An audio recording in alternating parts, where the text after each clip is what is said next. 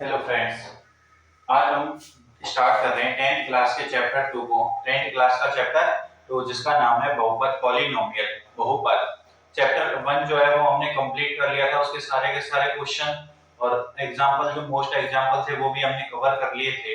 अब chapter 2 start कर रहे हैं जिसका नाम है बहुपद। जिसका नाम क्या है? बहुपद। बहुपद। तो बहुपद होता क्या है इसके बारे में जानेंगे। बहुपद से पहले हम थोड़ा सा जानकारी लेते हैं बहुपद की परिभाषा में। ठीक है, उससे पहले हम थोड़ी सी जानकारी लेते हैं व्यंजक के बारे में। व्यंजक भी बोलते हैं या इसको कभी कभी बीजीय व्यंजक भी बोलते हैं। बीजीय व्यंजक।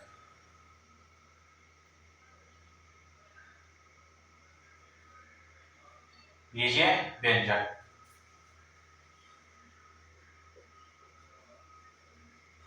एक्सप्रेशन या एल्जेब्रिक एक्सप्रेशन।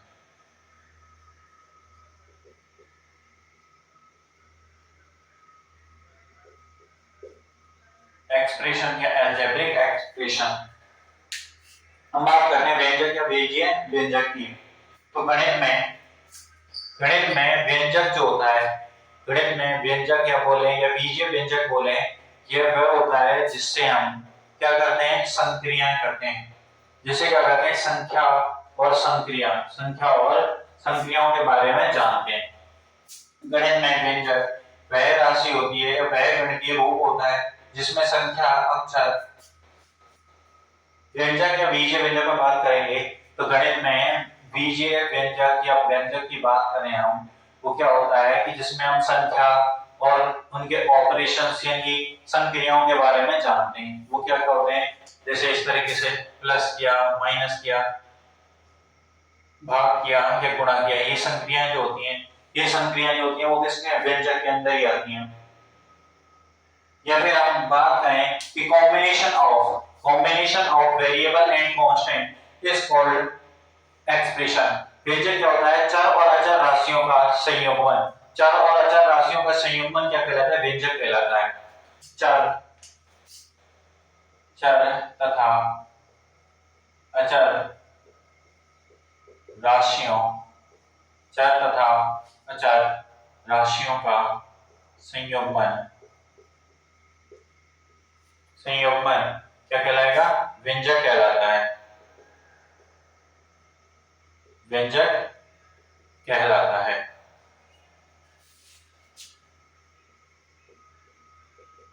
कॉम्बिनेशन ऑफ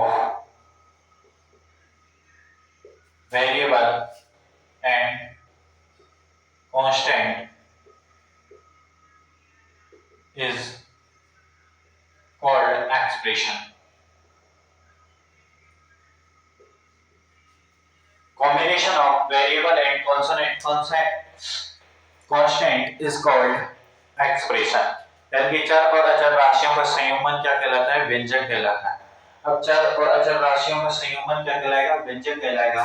तो हमें चर और अचर राशि भी होनी चाहिए। संयोजन यानी कांस्टेंट को संयोजन जो होगा वो इस तरीके से, या तो प्लस करेंगे या माइनस, या गुणा करें या भाग करें, इस तरीके से होगा। उसके बाद बात करते हैं हम चर की।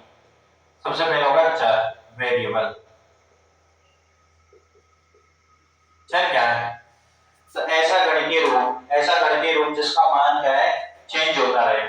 जिसका मान क्या होता रहे? चेंज होता रहे, वो क्या कहलाएगा? चर कहलाएगा। चर को अंग्रेजी वर्णमाला के अक्षरों से लिखते हैं, जैसे ए हो गया, ये इस तरीके से बी, सी, डी, एक्स, वाई, जेड, इनसे दर्शाते हैं। ये क्या होंगे? चर होंगे। ये क्या होंगे? चर। अब बात करते हैं अचर की। अचर क्या होंगे? कांस्टेंट। अचर क्या होंगे? कांस्टेंट। अचर क्या होंगे? कांस्टेंट। तो चर क्या होते हैं? जिनके मान चेंज होते रहते हैं, जैसे ए, बी, सी, डी, इस तरीके से चलते हैं। इनको हम अंग्रेजी वर्णमाला से दर्शाते हैं। अचर जो होते हैं, जैसे संख्या हो गई 1, 3, या -5, 7/2, अंडर, या इस तरीके से 3, ये जो भी संख्याएं वगैरह होती है, ये क्या होते हैं? अचर में आते हैं।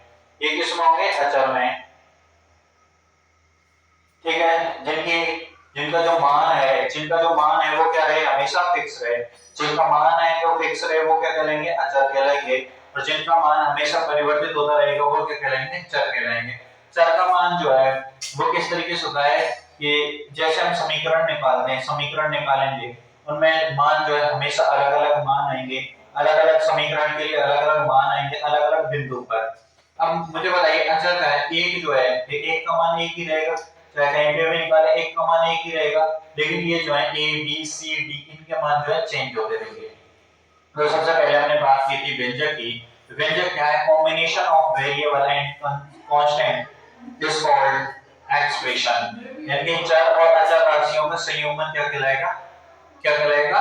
व्यंजक या बीजीय व्यंजक कहेंगे। तो संयोजन किस तरीके से किया? तो उनका प्लस करें, एडिशन करें, सब्ट्रैक्शन करें, डिवीजन करें या फिर उनका मल्टीप्लाई करें, इस तरीके से।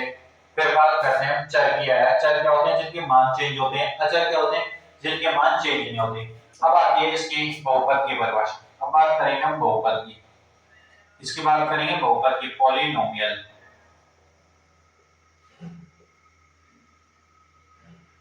पॉलिनोमियल। अब बहुपद क्या होता है?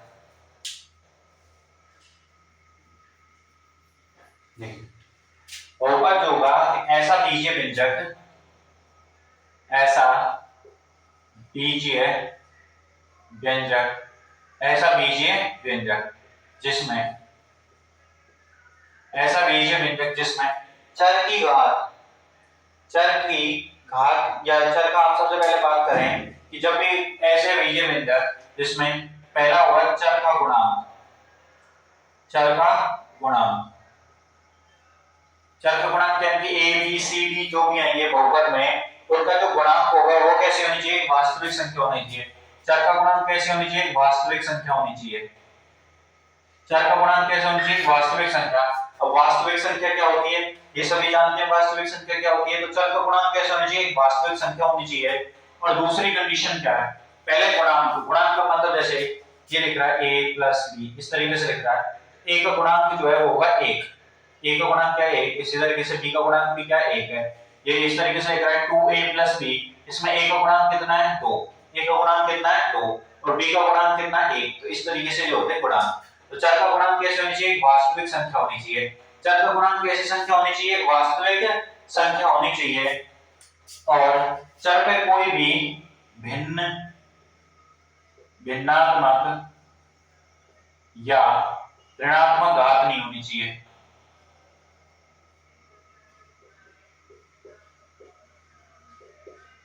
घात का मतलब जानते हैं ना? पावर।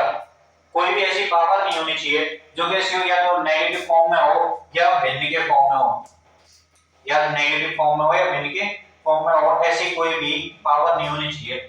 जैसे हमारे पास ये भी रखा है x² + 2x + 3, ये क्या है? बहुपद है। ये क्या है? बहुपद है। बहुपद का मतलब इसमें एक से अधिक पद हो। एक से अधिक पद देखिए 1 2 3, एक से अधिक पद है।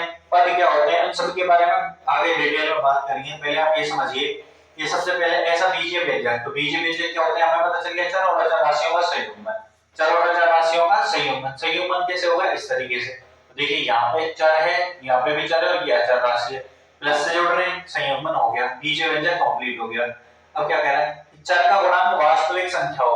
अब चर का गुणांक यहाँ पे देखिए, चर का गुणांक x² है, ये चर है, चर का गुणांक कितना है? 1 है। यहाँ पे चर का गुणांक कितना है? 2 है। पहली कंडीशन हो गई वास्तविक संख्या है। दूसरा कह रहा है भिन्नात्मक।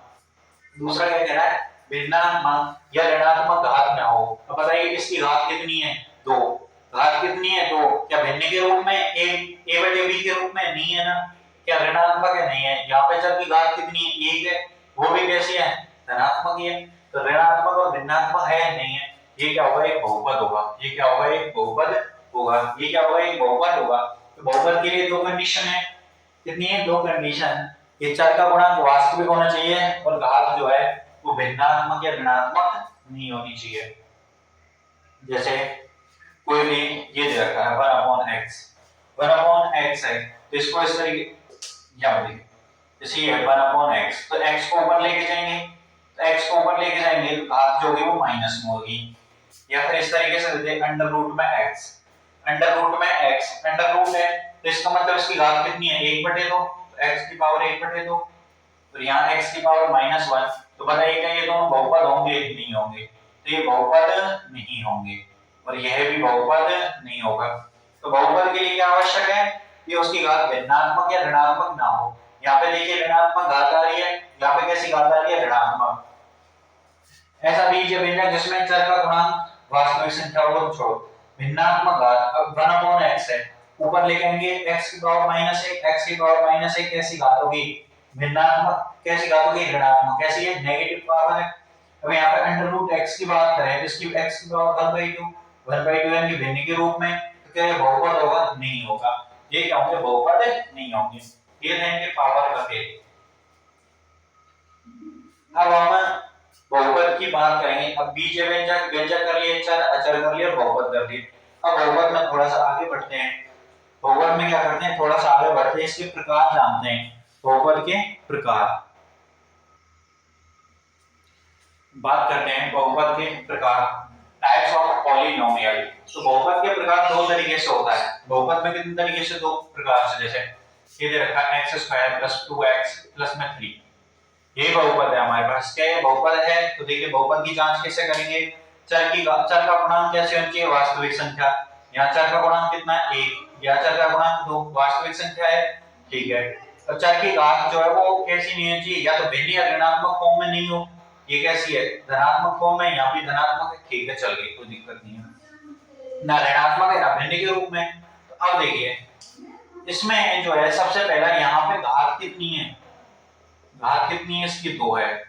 और पद देखिए इसमें पद कितने हैं, 1, 2 और 3, कितने पद है, पद इसमें 3 है, और उच्चतम घात कितनी है, 2 है। तो जब हम बहुपद के प्रकार पढ़ते हैं, तो बहुपद के प्रकार में जब भी हम बहुपद के प्रकार पढ़ते हैं तो प्रकार में हम दो तरीके से ज्ञात करते हैं, एक तो घात के रूप में और एक क्या करें, पद के रूप में, एक घात के रूप में और दूसरा पद के रूप में। तो घात के रूप में और पद के रूप में, इनकी या हम पावर के रूप में ज्ञात करेंगे या टर्म के रूप में ज्ञात करेंगे। तो सबसे पहले हम लेके चलते हैं अकॉर्डिंग टू टर्म्स, पदों के अनुसार, पदों के अनुसार। देखिए पदों के अनुसार किस तरीके से निकालते हैं। सबसे पहले होते हैं आप एक पद के लिए, इसके लिए एक पद के लिए एक पद हो, या तो किसी बहुपद में एक पद भी हो सकता है भाई, मोनोनोमियल, ठीक है। दूसरे के बाद द्विपद के लिए क्या करेंगे हम, द्विपद के लिए बाइनोमियल, और तीसरा जो ज्ञात करेंगे वो त्रिपद के लिए ज्ञात करेंगे, त्रिपद के लिए, त्रिपद को क्या बोलेंगे, ट्राइनोमियल।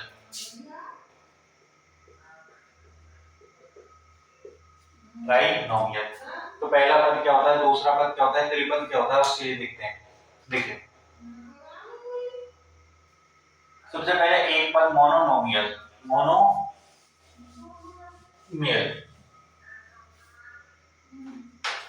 मोनोमियल क्या होता है, मोनोमियल क्या होता है, मोनोमियल एक पद, यानी ऐसा बहुपद जिसमें एक ही पद हो, जैसे x² हो गया, 5x² हो गया, 7x की पावर 9 हो गया, 2x की पावर 4 हो गया, ये एक पद वाले बहुपद है, एक ही पद है इनमें, एक इसमें, एक इसमें, एक इसमें, एक इसमें, तो कितने पद वाला बहुपद हो गया, एक पद वाला। द्विपद का मतलब है जिसमें दो पद होने चाहिए, दो पद, जैसे हो गया x + 3 हो गया, 3x - 2 हो गया, देखिए एक और दो, एक और दो, या फिर ऐसे हो जाएगा 5x + 9 हो गया, दो पद हो गए, ये कौन सा हो गया, द्विपद वाला। अब बात करते हैं त्रिपद वाले जिसमें तीन पद हो, जैसे x² + 3x + 9, 5x² + 3x - 2, इस तरीके से -2 है। ये क्या हो गया, त्रिपद हो गया, ये क्या हो गया, तीन त्रिपद, यानी जिसमें तीन पद हो क्या कहलाएगा, त्रिपद कहलाएगा। और जैसे इसमें एक पद, दो पद, तीन पद है, पद का मतलब ही क्या है, संख्या जिनमें ये एक अवयव हो गए। तो अब जैसे 3x है तो इसको दो नहीं गिनेंगे, 3x एक है, यानी कि संक्रिया कितनी बार है, देखिए संक्रिया से कितनी बार जुड़ रहे हैं, एक जुड़ रहा है, दो और तीन अवयव हो गए, तो ये क्या कहलाएगा, त्रिपद, यानी कि तीन पद जुड़ के बने। तो एक पद x² है, एक पद 3x है और एक 9 है, ये तीनों जुड़े हैं तब जाके एक बहुपद ना बना है। तीन पद थे ना, x² था, x² था, 3x था, 9 था, जब ये तीन पद जुड़े हैं, तीन पद जुड़े हैं तब जाके ना बहुपद बना है। ऐसे एक पद के लिए बात करेंगे x², 5x², ऐसे ही 7x की पावर 9, कोई भी हो, ये एक पद के लिए। अभी घात पे नहीं जाना, हमें कितने पे जाना है, पद पे, जिसमें एक पद हो, द्विपद में दो पद, त्रिपद में तीन पद। ये तो गई यहाँ तक। अब हम घात के लिए बात करते हैं। ये तो था according to the term, according to the term. अब हम बात करते हैं अकॉर्डिंग। ये तो था टर्म के अकॉर्डिंग। किसके अकॉर्डिंग था, टर्म के अकॉर्डिंग।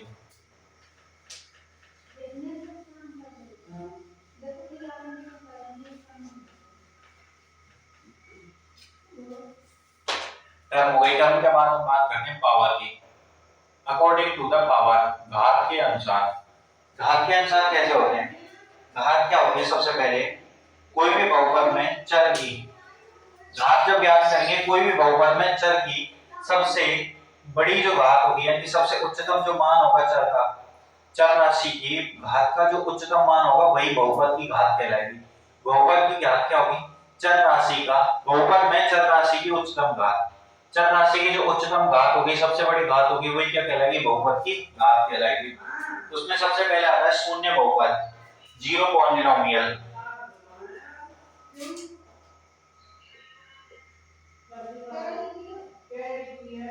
शून्य शून्य बहुपद, zero polynomial, polynomial, zero polynomial. इसमें बहुपद की घात क्या होनी चाहिए, जीरो। बहुपद की घात क्या हो, जीरो। अब कोई भी बहुपद है उसकी घात जीरो है, यानी जीरो पॉलिनोमियल का मतलब है खुद अवयव ही जीरो हो। ठीक है। उसके बाद आता है स्थिर बहुपद। दूसरा क्या है, स्थिर बहुपद। स्थिर बहुपद में बात करेंगे। स्थिर बहुपद को बोलते हैं कांस्टेंट पॉलिनोमियल। कांस्टेंट पॉलिनोमियल स्थिर बहुपद का मतलब होता है, जैसे ये दे रखा है 2 हो गया, 3, 5, 7, 1, इस तरीके से ये क्या होंगे, स्थिर बहुपद। और जीरो बहुपद में क्या होगा, जीरो। ये क्या हो गया, जीरो बहुपद। स्थिर बहुपद की बात करते हैं, 2, 3, 5, 7, 1, ये क्या होंगे, स्थिर बहुपद। अब आते हैं इसमें सबसे पहले रैखिक बहुपद की बात करते हैं। इसकी रैखिक बहुपद की, रैखिक बहुपद, रैखिक बहुपद की बात करते हैं। किसकी, रैखिक बहुपद की। देखिए रैखिक बहुपद क्या होता है, रैखिक बहुपद जिसमें लीनियर पॉलिनोमियल, ऐसा बहुपद जिसमें चर राशि की, लिख देते हैं ऐसा बहुपद जिसमें चर राशि की उच्चतम घात, चर राशि की उच्चतम घात 1 हो। ऐसा बहुपद जिसमें चर राशि की उच्चतम घात कितनी होनी चाहिए, 1 होनी चाहिए। लेकिन कोई ऐसा पॉलिनोमियल जिसमें किसकी, वेरिएबल की हाईएस्ट पावर कितनी हो, 1 हो। हाईएस्ट पावर कितनी हो, 1 हो। जैसे एग्जांपल के रूप में देखेंगे आप, ये दे दिया 1 दे दिया, ये x y z m p a, ये जितने भी इनमें क्या है, चर राशि की घात कितनी है, 1 है। चर राशि की घात कितनी है, 1 है। चर राशि की घात कितनी है, 1 है। ठीक है। जैसे इसके साथ है, ये मैं लिख दूं 2x + 3, इसमें देखिए चर राशि की हाईएस्ट पावर कितनी, 1 है। अब ये कहेंगे कि ये तो पद 2 हो गए, तो इसमें हम पद से नहीं देख रहे हैं, इसमें हम पद से नहीं देख रहे हैं, किससे देख रहे हैं हम, घात से। किससे देख रहे हैं, घात से। तो कितनी घात, एक घात है चर राशि की 3x - 5, चर राशि की घात कितनी है, 1 है। तो कौन सा बहुपद हो जाएगा, रैखिक बहुपद। कौन सा बहुपद हो जाएगा, रैखिक बहुपद। अब देखिए बहुपद है, एक से अधिक पद होने चाहिए, एक से ये हो गया रैखिक बहुपद। उसके बाद हम बात करते हैं, आगे जो आता है द्विघात बहुपद। द्विघात बहुपद, द्विघात बहुपद, quadric polynomial, quadric polynomial. Quadric polynomial द्विघात बहुपद, द्विघात क्वाड्रिक पॉलिनोमियल, द्विघात बहुपद, ऐसा बहुपद जिसमें इसकी घात कितनी होनी चाहिए, 2 होनी चाहिए। जैसे x स्क्वायर प्लस 5x, ठीक है, प्लस में 3 हो गया, ये हो गया, या ऐसे होता है x स्क्वायर प्लस में 5 हो जाए। ये कौन सा बहुपद हो जाएंगे, द्विघात बहुपद, क्वाड्रिक पॉलिनोमियल, क्वाड्रिक पॉलिनोमियल। उसके बाद आता है त्रिघात बहुपद, त्रिघात बहुपद। त्रिघात बहुपद क्या होगा, इसको क्यूब बोल देंगे, क्यूब पॉलिनोमियल, क्यूब पॉलिनोमियल या क्यूबिक पॉलिनोमियल, यानी त्रिघात बहुपद जिसकी उच्चतम घात कितनी होनी चाहिए, 3 होनी चाहिए। ये दे दे x क्यूब प्लस में 5 या x cube plus x square plus 3x minus के 5, ये क्या हो गई, कैसा है, त्रिघात बहुपद जिसमें उच्चतम घात कितनी होनी चाहिए, 3 होनी चाहिए। उच्चतम घात 3, उच्चतम घात 2, उच्चतम घात 1 हो तो रह गई बहुपद 1 होनी चाहिए। द्विघात बहुपद में 2 होनी चाहिए, त्रिघात बहुपद में कितनी होनी चाहिए, रह उच्चतम घात 3 होनी चाहिए। तो हमने इसके प्रकार पढ़े थे बहुपद के, तो सबसे पहले हमने इसके पद के हिसाब से, टर्म के हिसाब से पढ़ा था। मोनोमियल होता था एक पद के लिए, फिर हमने किसके लिए, द्विपद के लिए किया बाइनोमियल, फिर त्रिपद के लिए किया ट्राइनोमियल। फिर उसके बाद हम बात करते हैं according to the power, power के हिसाब से शून्य बहुपद, जीरो पॉलिनोमियल जो जीरो होता है, इससे बहुपद कांस्टेंट पॉलिनोमियल जो 1 3 5 7 संख्या होती है। उसके बाद बात करते हैं हम रैखिक बहुपद, लीनियर पॉलिनोमियल के लिए, तो ऐसा बहुपद है जिसमें, ऐसा बहुपद जिसमें चर राशि की उच्चतम घात 1 हो, कैसा कहलाएगा, रैखिक बहुपद। उसके बाद द्विघात की बात की थी, क्वाड्रिक की, द्विघात में चर राशि की उच्चतम घात कितनी होनी चाहिए, 2 होनी चाहिए।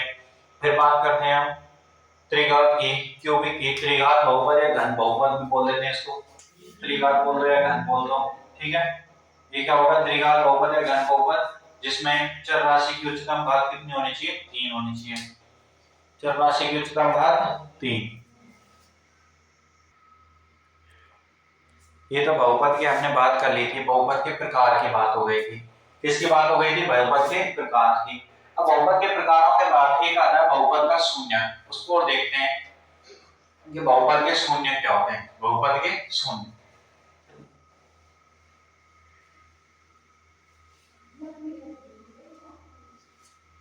शून्य, बहुपद के शून्य का माना है कि zero of a polynomial, zero of a polynomial, zero of a polynomial, zero of a polynomial. बहुपद के शून्य क्या होते हैं, बहुपद के शून्य is a variable x, is a variable of x for which the polynomial px becomes 0, is a variable x, is a variable x for which is the polynomial px is become 0, is become 0, then x is called zero of a polynomial। यानी कोई भी चर एक x है, कोई भी चर क्या हमारे पास x है, एक चर x है जिसके लिए बहुपद px का मान 0 हो जाए। हमारे पास एक चर है x, उसके लिए बहुपद px का मान 0 हो जाए तो वो क्या कहलाएगा, x क्या कहलाएगा, इस बहुपद का शून्य कहलाएगा। इस बहुपद का क्या कहलाएगा, x एक शून्य कहलाएगा, ठीक है। क्या कहलाएगा, बहुपद का शून्य। यानी कि कोई भी चर x है, उस चर के लिए बहुपद px का मान 0 हो गया, वो क्या कहलाएगा, एक हमारे पास बहुपद का क्या कहलाएगा, एक शून्य कहलाएगा, ठीक है। बहुपद का क्या कहलाएगा, एक शून्य कहलाएगा। और ये शून्य जो होता है, शून्य जो होते हैं वो बहुपद के लिए एक भी हो सकते हैं, एक से अधिक भी हो सकते हैं। शून्य क्या हो सकते हैं, एक हो सकते हैं, एक से अधिक हो सकते हैं, साथ में साथ धनात्मक भी हो सकते हैं, ऋणात्मक भी हो सकते हैं, धनात्मक ऋणात्मक या भिन्नात्मक कैसे भी हो सकते हैं, काल्पनिक भी हो सकते हैं, ठीक है। और बहुपद की घात के लिए रिलेटेड होते हैं, इनकी बहुपद की घात जितनी होगी उतने शून्य निकलेंगे। यदि बहुपद की घात 2 है तो कितने शून्य, 2। बहुपद की घात 3 है तो कितने शून्य, 3। बहुपद की घात 1 है तो कितने शून्य, 1। और बहुपद की घात 4 है तो कितने शून्य, 4। जैसे एक बहुपद है px is equal to 2x minus के 3 ये दे रखा है, 2x minus के 3 दे रखा है। अब हमसे कहे कि x का ऐसा मान लेना है, x का ऐसा मान लेना है जिसके लिए 2x minus 3 बराबर 0 हो जाए। 2x minus 3 बराबर 0 हो जाए तो x का वो मान चाहिए, तो 2x minus 3 को 0 के बराबर रखेंगे। ये माइनस के 3 इसका पक्षांतरण करेंगे तो इधर रहेगा 2x बराबर क्या हो जाएगा 3। तो x बराबर इस 2 का पक्षांतरण करेंगे तो 3/2। x का मान कितना आ गया 3/2। यहाँ पे रखो 2 गुणा 3/2 माइनस के 3, 2 से 2 कैंसिल, 3 माइनस 3 0 आया है नहीं आया, 0 आया है नहीं आया, तो x बराबर 3/2 इस बहुपद का क्या है शून्यक है। x बराबर 3/2 इस बहुपद का क्या है एक शून्यक है। ऐसे ही हम दो घात के बहुपद लेके चलते हैं। कितने घात का बहुपद लेके चलते हैं, 2 घात का बहुपद लेते हैं कोई, ठीक है। जैसे px बराबर मैंने ले लिया x स्क्वायर प्लस में 2x माइनस के 3, x स्क्वायर प्लस के 2x माइनस के 3 ये ले लिया, ठीक है। और हमसे कह रहा है कि उसको गुणा कराने पर x स्क्वायर प्लस के 2x माइनस 3 इस तरीके से कोई बहुपद ले लिया। इस तरीके से हमने क्या कर लिया, एक बहुपद ले लिया। अब ये बहुपद ले लिया, इसका हमें क्या ज्ञात करना है, शून्य ज्ञात करने हैं। बहुपद के क्या ज्ञात करने हैं, शून्य ज्ञात करने हैं। ऐसा करो, इसको यहां से 3 करो और ये कर दो प्लस के 2, x square plus 3x plus 2, क्योंकि और निकाल सकते हैं लेकिन उसका भी आपको शुरू में थोड़ी सी दिक्कत होगी सरल समझ। यहाँ पे x स्क्वायर प्लस, अब हमें क्या ज्ञात करना है, इसका शून्य ज्ञात करना है। हमें कहते हैं कि बहुपद px बराबर इसका शून्य ज्ञात कीजिए। तो घात कितनी है 2, घात कितनी है 2, शून्य कितने आएंगे 2, कितने शून्य आएंगे 2, कैसे निकालेंगे, x square plus 3x plus 2 is equal to 0 कर देंगे, इज इक्वल टू 0। अब देखिए इसको हम क्या खंडों में तोड़ेंगे, किसमें तोड़ेंगे, खंडों में। और इस तरीके से तोड़ेंगे कि गुणा कराने पे तो 2 आ जाए, गुणा कराने पे कितना आ जाए 2, गुणा कराने पे कितना आ जाए 2, गुणा कराने पे तो आ जाए 2, और जोड़ने पे कितना आना चाहिए 2, जोड़ने पे कितना आना चाहिए 3। तो इसको लिख सकता हूं ना मैं x स्क्वायर प्लस के 2x, x स्क्वायर प्लस के 2x प्लस के x plus 2 is equal to 0।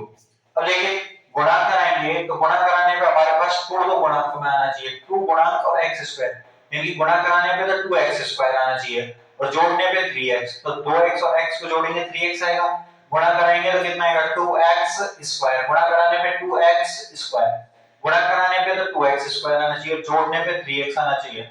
अब यहां से क्या कॉमन लो, इन दोनों में से x कॉमन लिया तो x प्लस में 2 बच गया, यहां से एक x बाहर आ गया, x बच गया, यहां से x बाहर आ गया 2 बच गया। अब देखिए इन दोनों में कुछ भी कॉमन है, कुछ भी कॉमन नहीं होता, जहां एक कॉमन होता है एक, x का x plus 2 is equal to 0। अब देखिए यहां से x प्लस 2 कॉमन लिया तो x प्लस 2 कॉमन आ गया, यहां से x प्लस 2 गया, क्या बचा x बचा, प्लस प्लस यहां पे कितना बचा 1 इज इक्वल टू 0। अब इन दोनों को अलग अलग 0 के बराबर करेंगे, इन दोनों को क्या करेंगे अलग अलग 0 के बराबर, अलग अलग 0 के बराबर, ये हो जाएगा x plus 2 is equal to 0, यहां से आ जाएगा x plus 1 is equal to 0, और 2 को उधर भेजेंगे तो माइनस के, तो x बराबर माइनस के 2, और यहां से इसको भेजेंगे तो x बराबर माइनस के 1। इस तरीके से हम क्या ज्ञात करते हैं, बहुपद के शून्य, क्या ज्ञात करते हैं, बहुपद के शून्य। तो बहुपद के शून्य ज्ञात करने के लिए क्या करते हैं, जो भी हमारे पास बहुपद दे रखा हो, जो भी हमारे पास क्या दे रखा हो, बहुपद दे रखा हो, उस बहुपद को हम 0 के बराबर करते हैं। ये बहुपद दे रखा है, शून्य निकालेंगे 0 के बराबर किया, 0 के बराबर करने के लिए उसे इस तरीके से तोड़ते हैं कि गुणा कराने पे तो ac आ जाए, गुणा कराने पे क्या आ जाए ac, और जोड़ने पे कितने का मान आ जाए, जोड़ने पे b आ जाए, जोड़ने पे क्या आ जाए b आ जाए। इसको इस तरीके से करते हैं हम, इस तरीके से खंडों में तोड़ते हैं ax square plus bx plus c से। द्विघात बहुपद को किस तरीके से लिखेंगे, ax square plus bx plus c से, तो गुणा कराने पे तो ac आ जाए, गुणा कराने पे कितना आ जाए ac, और जोड़ने पे कितना आ जाना चाहिए b आ जाना चाहिए। वही क्या कराएगा, इस तरीके से बहुपद के क्या करेंगे, खंड करेंगे, इस तरीके से क्या करेंगे हम खंड करेंगे। ये तो है द्विघात बहुपद के लिए। त्रिघात बहुपद है ax square ax cube plus bx square plus cx plus d, ये रूप होता है। अगर बहुपद दो एक घात की है तो उसको लिखेंगे हम ax प्लस b, यानी कि रैखिक बहुपद है तो ax प्लस b, द्विघात बहुपद है ax square plus bx plus c, त्रिघात बहुपद है तो ax cube plus bx square plus cx plus d। इस रूप से हम क्या करते हैं, बहुपदों को लिखते हैं। तो जीरो क्या निकालते हैं, जीरो ऑफ ए पॉलिनोमियल, बहुपद का शून्य, बहुपद का शून्य, शून्य ये क्या करेगा, इस चैप्टर में काम आएगा बहुपद का शून्य। तो बहुपद का शून्य क्या निकालते हैं, कोई भी x, कोई भी चर x जिसके लिए px का मान 0 हो जाए, कोई भी एक ऐसा चर जिसके लिए उस बहुपद का मान शून्य हो जाए, ऐसे चर का वह मान जिसके लिए बहुपद का मान क्या हो जाए, शून्य हो जाए, क्योंकि x की वो वैल्यू जिसके लिए px का मान 0 हो जाए वही क्या कहलाएगा, इसका शून्य। तो x की जगह -2 रखेंगे, यहाँ पे -2 का स्क्वायर कितना हो गया 4, प्लस यहाँ पे देखिए x का मान -2 रखो, ये हो जाएगा x square plus 3x plus 2 है। इसमें x का मान -2 रखेंगे तो -2 का स्क्वायर प्लस 3, ये माइनस के 2 प्लस में 2, 2 का स्क्वायर कितना हो जाएगा 4, 3 गुणा 2 माइनस के 6 प्लस के 2 कितना आ गया 0 आ गया ना। तो ये बहुपद का एक शून्य है, बहुपद का एक शून्य है। अब x की जगह -1 रखेंगे तो -1 का स्क्वायर प्लस में 3 इंटू -1 प्लस के 2, -1 का स्क्वायर 1 माइनस के 3 प्लस के 2 कितना निकल के आया 0 निकल के आया। तो x बराबर -2, x बराबर -1 बहुपद के क्या है शून्य है, बहुपद के क्या है शून्य है। ठीक है, ये हो गया इस तरीके से। जब इनका मान जहां x px का मान 0 कर दे तो x क्या हो जाएगा उसका शून्य हो जाएगा, x क्या हो जाएगा शून्य हो जाएगा। अब बहुपद, अब हम क्या करेंगे बहुपद के शून्यक और गुणांकों में संबंध। अब बहुपद के शून्यक और गुणांक जो होते हैं, शून्यक और गुणांक, अब शून्यक क्या होते हैं गुणांक क्या होते हैं उनको देखेंगे।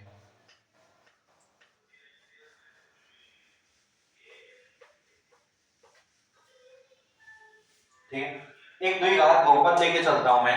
तो द्विघात बहुपद को दर्शाने के लिए मैंने बताया था ax² plus bx plus c, इस रूप से मैं एक द्विघात बहुपद को दर्शा सकता हूं। ax² plus bx plus c, इस रूप से मैं क्या कर सकता हूं एक द्विघात बहुपद को दर्शा सकता हूं, एक द्विघात बहुपद को क्या कर सकता हूं दर्शा सकता हूं इस तरीके से ax² plus bx plus c के रूप से हम इसको दर्शा सकते हैं। ठीक है, तो शून्यक और गुणांक, अब बात करते हैं बहुपद के शून्यक और गुणांक, इनमें आपस में क्या रिलेशन है शून्यक और गुणांक। ठीक है, शून्यक क्या होता है, शून्यक होता है जिसके लिए x px का मान क्या करते हैं px बराबर 0 हो जाए, तो x क्या हो जाएगा उसका शून्यक, यानी कि x का वो मान जिसके लिए बहुपद का मान 0 हो जाएगा तो x क्या हो जाएगा शून्यक। और गुणांक की बात करें तो गुणांक होते हैं इनके चर राशि के गुणांक, चर राशि के मान, यहाँ पे a b c ये क्या है यहाँ पे गुणांक है, a b c क्या है यहाँ पे गुणांक है। कोई द्विघात बहुपद है उसके a b c ये क्या होंगे गुणांक, a b c क्या होंगे गुणांक। और शून्य x का वो मान जिसके लिए मान क्या हो जाए 0, x का वो मान जिसके लिए ये मान क्या हो जाए 0, तो वो क्या कहलाएंगे x के शून्य, वो क्या कहलाएंगे x के शून्य। तो शून्य और गुणांकों में अंतर आ गया ना, शून्य क्या होते हैं गुणांक क्या होते हैं, अंतर पता चल गया शून्य और गुणांकों में। शून्य क्या होंगे x बहुपद का मान 0 कर दे, गुणांक क्या होंगे a b c जो एक क्या है चर राशि के साथ जो गुणांक है, चर राशि के गुणांक वही क्या है गुणांक है। ठीक है, अब इनमें संबंध क्या होता है, सबसे पहले हम बात करते हैं कि शून्य जो बहुपद है, मैं मान लेता हूं माना बहुपद ax² plus bx plus c के शून्यक, ये शून्यक क्या है अल्फा कॉमा बीटा है, इनके कोई भी दो मान आए और वो दो मान मैंने अल्फा बीटा मान लिए, क्या मान लिए अल्फा बीटा। अब शून्यकों का योग, शून्यकों का योग निकालेंगे, शून्यकों का क्या निकालेंगे योग और शून्यकों का गुणा। देखिए अब शून्य क्या है हमारे पास अल्फा और बीटा, अल्फा और बीटा, अल्फा प्लस बीटा करेंगे ये क्या गया शून्यकों का योग, अब शून्यकों का गुणा अल्फा डॉट बीटा आ गया। अब ये किसके बराबर होते हैं, देखिए शून्यकों का योग जो होगा ax² plus bx plus c है, इसमें माइनस के b अपॉन a के बराबर होगा, माइनस के b अपॉन a, माइनस के b अपॉन a के बराबर होगा। और अल्फा डॉट बीटा जो गुणा होगा वो होगा c अपॉन a के, c अपॉन a के बराबर। देखिए हम क्या करते हैं शून्यकों के गुणा और इसमें, शून्य क्या होते हैं किसी भी चर राशि x के लिए बहुपद का मान 0 हो जाए क्या कहलाएगा शून्य कहलाएगा। और गुणांक क्या होते हैं चर राशि के साथ जो गुणांक लगे होते हैं, यानी चर राशि के साथ जिनका गुणा हो रखा होता है वो क्या होते हैं गुणांक होते हैं। अब बहुपद ax² bx प्लस c के शून्य निकालते हैं, बहुपद कैसा है द्विघाती बहुपद है, कैसा बहुपद है द्विघाती बहुपद, तो इसके शून्यकों का योग जो निकालेंगे वो होगा अल्फा प्लस बीटा, क्योंकि अल्फा और बीटा दो शून्यक मान है, दो बार का बहुपद है, दो शून्यक आएंगे, एक अल्फा एक बीटा, इनको जोड़ेंगे अल्फा प्लस बीटा होगा, गुणा करेंगे अल्फा डॉट बीटा होगा। ठीक है, अब आगे क्या कह रहा है कि इनका योग जो होगा वो इस समीकरण को देखिए ax² + bx + c, इसमें माइनस b अपॉन a होगा, योग जो होगा वो माइनस के b अपॉन a होगा, इनके b का मान a का मान और आगे माइनस का चिन्ह लगा देंगे। फिर उसके बाद बात करते हैं शून्यकों के गुणा की, शून्यकों का गुणा जो होगा वो होगा alpha dot beta, alpha dot beta किसके बराबर होगा, यहाँ पे शून्य, यहाँ पे जो बहुपद दे रखा है इसमें c अचर राशि का मान अपॉन में a x² का गुणांक, इसको ऐसे भी लिख सकते हैं यदि हिंदी में लिखना चाहो माइनस x का गुणांक अपॉन में x² का गुणांक,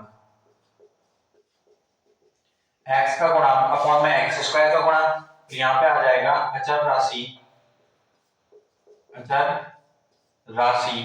अपॉन में x² का गुणांक, अचर राशि अपॉन में x² का गुणांक, यानी कि शून्यकों का योग क्या होता है अल्फा प्लस बीटा और शून्यकों का गुणा अल्फा डॉट बीटा, यहाँ पे माइनस का चिन्ह लगाना है, तो जोड़ करते हैं उसमें माइनस का चिन्ह और x का गुणांक अपॉन में x² का गुणांक, यहाँ पे जब गुणा करेंगे अचर राशि अपॉन में x² का गुणांक, ये जो है ये दो फॉर्मूले हैं, इनसे हम आगे आने वाले क्वेश्चन करेंगे।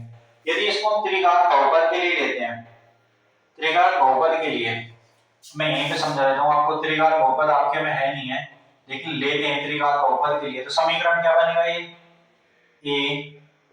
ax³ प्लस bx² प्लस के cx प्लस के d, त्रिघात बहुपद के लिए ये है नहीं है सिलेबस में। ठीक है, इसके जो शून्य है वो मान लेते हैं हम अल्फा बीटा और गामा है, अल्फा बीटा गामा हमने क्या मान लिया इसके शून्य क्या है इसके अल्फा बीटा गामा। अब शून्यकों का योग करेंगे यानी कि अल्फा प्लस बीटा प्लस में गामा, ये तो गया इनके शून्यकों का योग।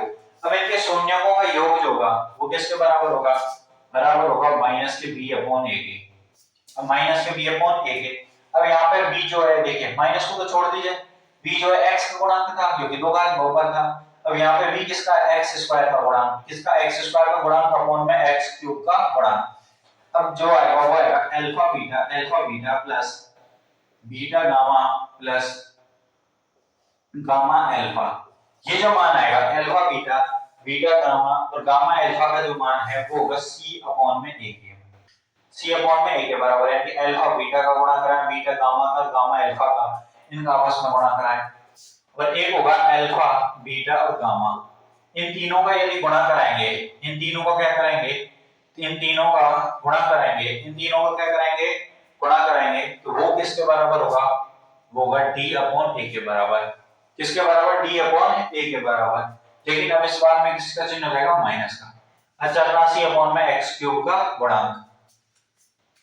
ठीक है, तीन घाती बहुपद है, इनको शून्यकों को जोड़ने पे माइनस के b अपॉन a, गुणा कराने पे c अपॉन a, अचर राशि अपॉन में x³ का गुणांक। अब यहाँ पे देखिए शून्यकों का योग अल्फा प्लस बीटा माइनस के b अपॉन a, x का गुणांक अपॉन में x² का गुणांक, और शून्यकों को गुणा करेंगे तो अचर राशि अपॉन में x² का गुणांक, यही तो याद रखने, ये आप रख ले ठीक है, नहीं तो कोई जरूरत है नहीं है, दो बार के बहुपद तक ही हमें सीमित रहना है।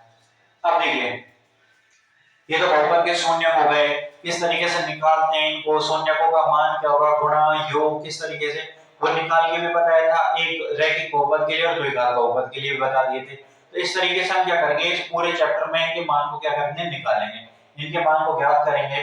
तो ये था हमारा चैप्टर नंबर 2 10th क्लास की मैथ का चल रहा है पॉलिनोमियल, यहाँ पे हमने थ्योरी पार्ट कवर किया, अब इसके हम एग्जांपल और क्वेश्चंस जो है वो आगे करेंगे। वीडियो अच्छी लगी हो तो वीडियो को लाइक करें, हमारे चैनल को सब्सक्राइब करें। धन्यवाद।